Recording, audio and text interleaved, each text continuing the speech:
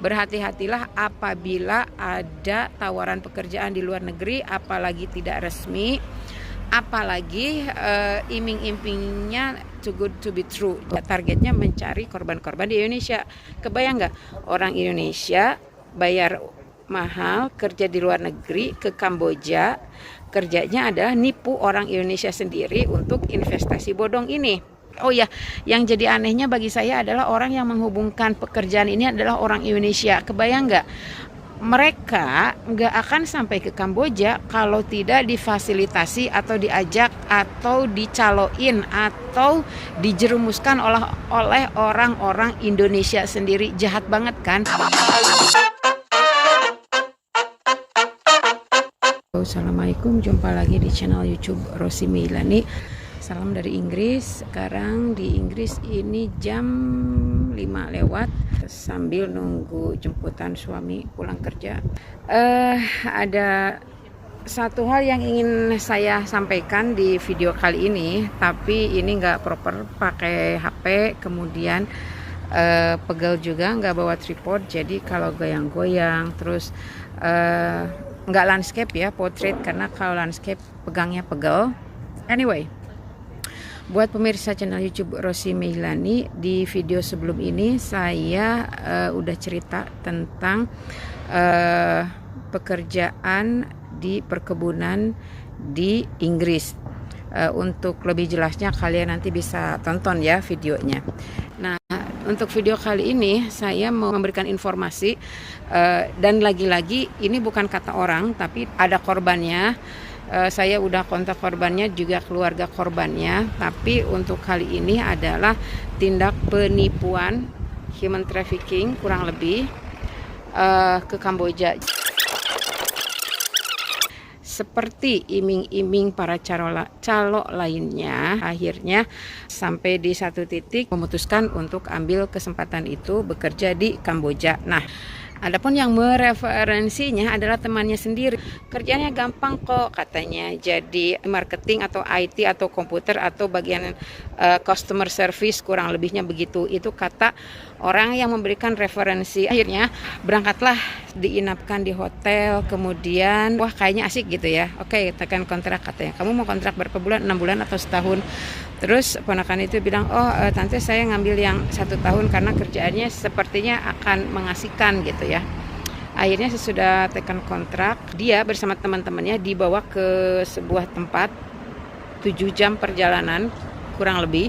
Kemudian ternyata pekerjaan yang diberikan tidak sesuai dengan yang diiming-imingi, yaitu mereka menjadi telemarketing atau mencari korban orang-orang Indonesia untuk investasi bodong. Nah, kalau misalnya di Indonesia sering mendengar scammer bisnis investasi bodong dan lain sebagainya, ya itulah yang mengerjakan itu orang-orang Indonesia sendiri, karena sangat tidak make sense juga kerja di Kamboja. Tapi saya bilang kerjaannya menggunakan bahasa Indonesia, ya katanya. Oke. Jadi memang kerja targetnya mencari korban-korban di Indonesia. Kebayang nggak orang Indonesia bayar mahal kerja di luar negeri ke Kamboja, kerjanya adalah nipu orang Indonesia sendiri untuk investasi bodong ini. Nah, adapun targetnya dalam satu hari katanya harus dapat 3-4 klien. Kemudian targetnya harus dapat sekian ribu dolar. Apabila tidak capai target akan dikenai denda. Kembali ingin saya sampaikan bahwa tipu-tipu iklan ini tuh banyak sekali di sosial media. Kalau misalnya kita tahu ada informasi seperti ini, coba di cross check. Nah, akhirnya apa yang harus saya lakukan? Tadinya saya mau membuat artikel karena kebetulan saya adalah seorang content creator online news di Indonesia. Tapi kemudian saya pikir-pikir lagi, sepertinya kalau misalnya disampaikan langsung kepada pihak-pihak terkait itu mungkin tindakannya akan lebih cepat. Nah, sesudah itu beberapa hari kemudian saya mendapati informasi ternyata KBRI Kamboja sudah membebaskan 55 orang yang disekap. Kemudian besoknya lagi 5 orang, jadi 7 orang, jadi total ada 62 yang sudah dibebaskan oleh KBRI Kamboja, alhamdulillah. Nah tapi ternyata kelompok grupnya ponakannya Mbak ini beda kelompok, jadi bisa dipastikan orang-orang yang kena scammer pekerjaan seperti ini itu banyak. Nah semoga sesudah saya ngupload video ini besok lusa mereka yang disekap 100 orang ini segera dibebaskan atau segera diketemukan lokasinya oleh tim dari KBRI Kamboja.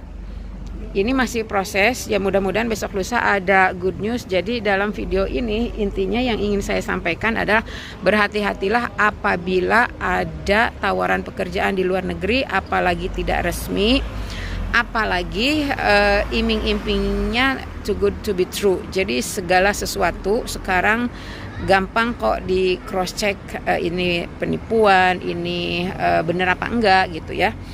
Jadi ya gitu saja untuk Mbak ya.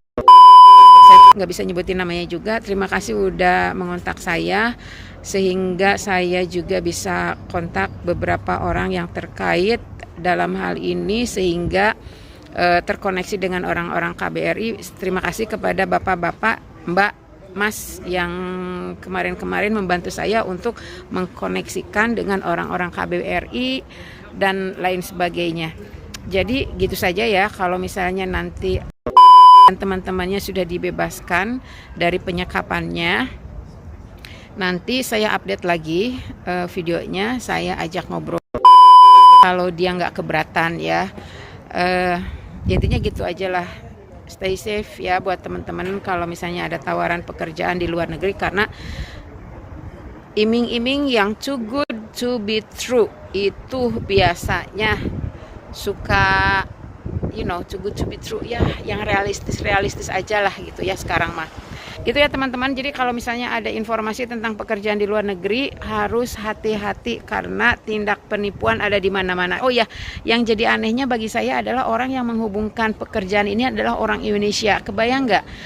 Mereka nggak akan sampai ke Kamboja kalau tidak difasilitasi atau diajak atau dicaloin atau dijerumuskan oleh orang-orang Indonesia sendiri. Jahat banget kan? Ya begitulah buat teman-teman yang di luar negeri yang mengalami kekerasan dalam pekerjaan atau human trafficking atau kecewa dengan iming-iming para calo di Indonesia memberangkatkan kalian bisa komentar juga atau mungkin kalian mau sharing juga. Jadi inti dari obrol-obrol ini adalah berhati-hati apabila ada tawaran bekerja di luar negeri. Ya, demikian Rosi Meilani melaporkan dari Inggris. Assalamualaikum.